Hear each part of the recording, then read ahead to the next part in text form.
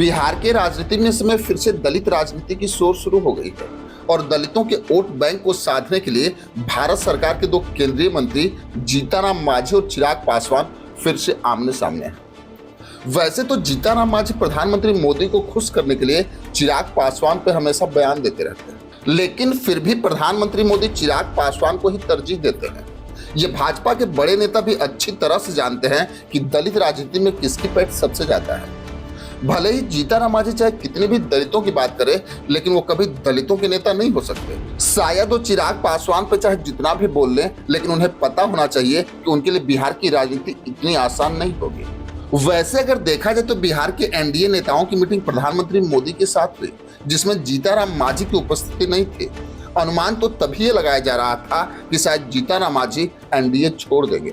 वैसे अगर देखा जाए तो जीतनराम मांझी जो दलित की रैली करने जा रहे हैं, उसका संदेश उन्होंने बहुत पहले ही दे दिया था, क्योंकि उन्होंने एक बयान दिया था कि हमारी औकात नहीं कि एनडीए ने हमें ना ही झारखंड में और ना ही हमें दिल्ली में सीट दिया, लेकिन हम अपनी औकात अब दिखाएंगे।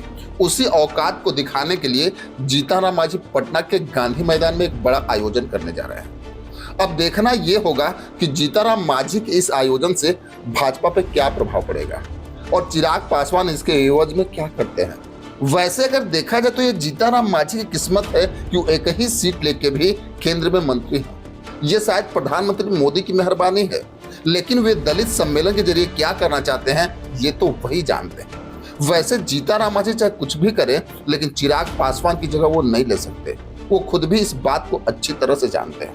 मैं आपको बता दूं कि 28 फरवरी को पटना के ऐतिहासिक गांधी मैदान में केंद्रीय मंत्री जीतनराम मांझी दलित समागम का आयोजन करने जा रहे हैं। इस कार्यक्रम में राज्य के कोने कोने से लाखों लोगों के आने की संभावना भी जताई जा रही है। जीतनराम मांझी की पार्टी हिंदुस्तानी अवाम मोर्चा ने इस भव्य आयोजन की तैयारी भी शुरू कर दी है, जहां जीतनराम मांझी की नजर आगामी विधानसभा चुनाव में दलित वोट बैंक पे है और इस आयोजन के माध्यम से अपनी ताकत दिखाने का वो प्रयास भी करेंगे। वैसे अगर देखा जाए तो जीतनराम मांझी ने बिहार विधानसभा चुनाव में अपनी पार्टी के लिए सीटों की दावेदारी स्पष्ट कर दी है। वे कई मौके पे ये कह चुके हैं कि झारखंड और दिल्ली चुनाव में उन्हें सीट नहीं दी गई, लेकिन बिहार में वो राजनीतिक ताकत दिखाएंगे। वैसे तो उनका मानना है कि बिहार में उनका जनाधार मजबूत है, जिसे नकारा नहीं जा सकता। वहीं पार्टी के राष्ट्रीय अध्यक्ष और बिहार सरकार में मंत्री संतोष सुमन समेत तमाम नेता इस आयोजन की तैयारी में जुटे हैं।